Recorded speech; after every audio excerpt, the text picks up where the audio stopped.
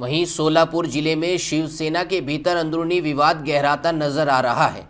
दरअसल पार्टी के पूर्व मंत्री सिद्धराम मेहत्रे पर शिवसेना की ही महिला नेता अनीता मालगे ने गंभीर आरोप लगाए हैं।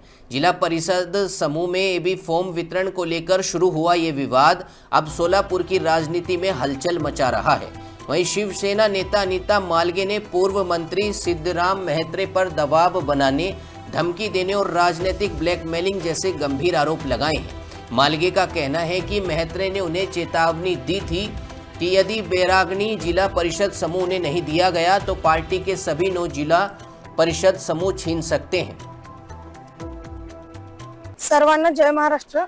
तर सर्वप्रथम काल जी घटना घडली तर परवा दिवशी ज्यावेळेस शिंदे साहेबांनी मुंबईला मीटिंगसाठी बोलवले होते जिल्हा परिषद पंचायती समिती संदर्भात, मग आम्ही ज्यावेळेस गेल्यानंतर मी शिंदे साहेबांना क्लिअर म्हणलं, साहेब मी बोरामणी गटासाठी इच्छुक आहे आणि आज एवढं चांगल्या पद्धतीनं काम आहे, एक तुमची लाडकी बहीण म्हणून बहिणीला पूर्णपणे न्याय देण्याचं काम तुम्ही करा आणि केवळ इच्छुक म्हणून आहे म्हणून डायरेक्ट मेहत्रे साहेबांनी आम्हाला जीव मारण्याच्या धमक्या किंवा दुसऱ्यांच्या मार्फत जीव मारण्याच्या धमक्या दिले आणि त्यांना उडवतो, गोळ्याने उडवतो म्हणून बोलले किंवा जाता जाता त्यांचं पूर्णपणे कार्यक्रम करतो म्हणून बोलले। मला मेहत्रे म्हणतात नाही, तसला कुठला धमकीचा प्रकार मी केला नाही, कोणाला धमकी दिला नाही आणि सगळ्यांना माहित आहे सिद्धाराम मेहत्रे कसा आहे, काय आहे, कोणाला आजपर्यंत धमकी दिली नाही, कोणाला चापट सुद्धा मारला नाही, गोळ्या घालायची पण लागली।